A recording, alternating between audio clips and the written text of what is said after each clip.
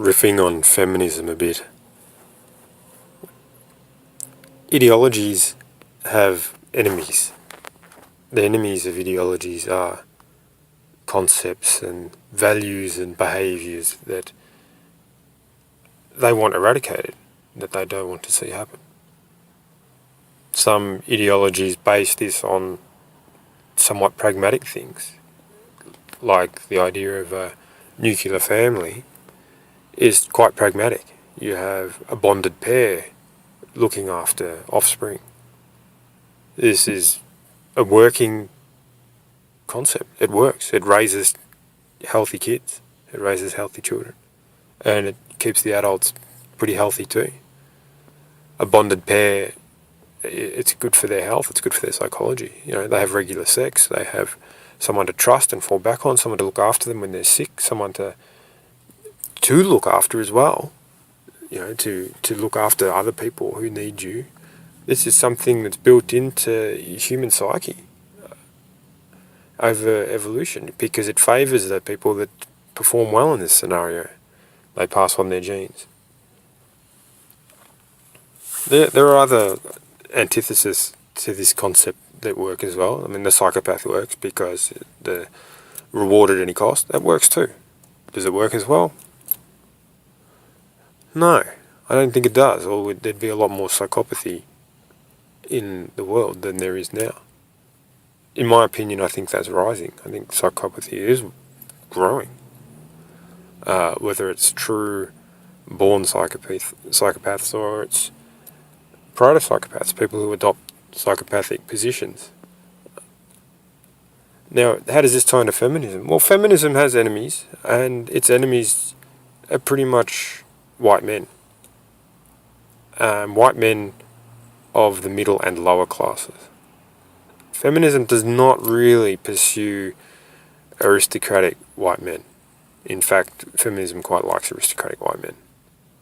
Men with a lot of wealth and a lot of breeding and a lot of culture. You know, it's quite into that. You know, as long as they're not what is traditionally masculine. You know, the feminists quite like what some people call the Dionysian male. That is the very good-looking, rugged male who has a strong feminine streak. You know, like they might have a slightly squeaky voice, or they might have a slightly effete way about them. That's quite acceptable. You know, there's a few stars around that fit this bill.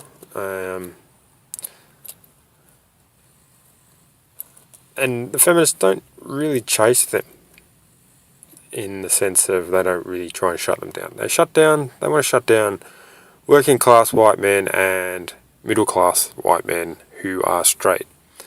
Now, I think there's saying cui bono, who benefits, applies really well. Who benefits from feminism or feminists pursuing these people? Who benefits from having a reduction in the breeding viability of middle class and lower class white men? I'm not sure. Who benefits from that? Do the women benefit? Maybe, if they don't want to be. If women don't want white men, then they'll benefit. Well, what kind of women don't want white men? I don't know the answer to that. But it seems like one of feminism's goals is to convince white women that they don't want white men.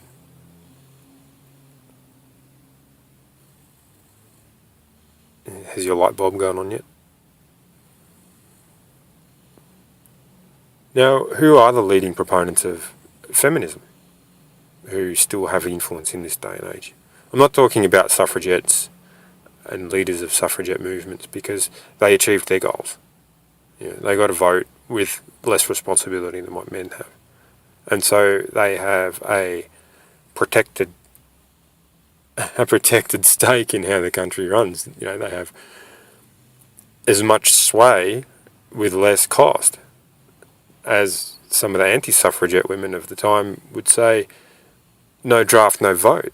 I think that's a valid statement. You know, under the proviso that you think states are necessary.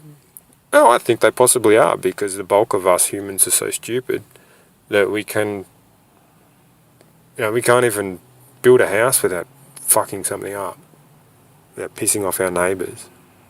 A lot of people will just shit in the fucking street if you let them.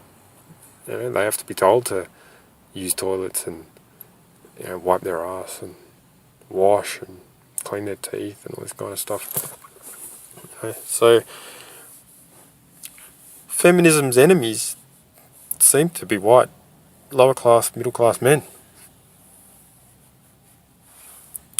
And they seem to be convincing white, lower class and middle class women that they don't want to breed with these men. And so the result of that, the consequence of that, is less white children. That's just how it appears.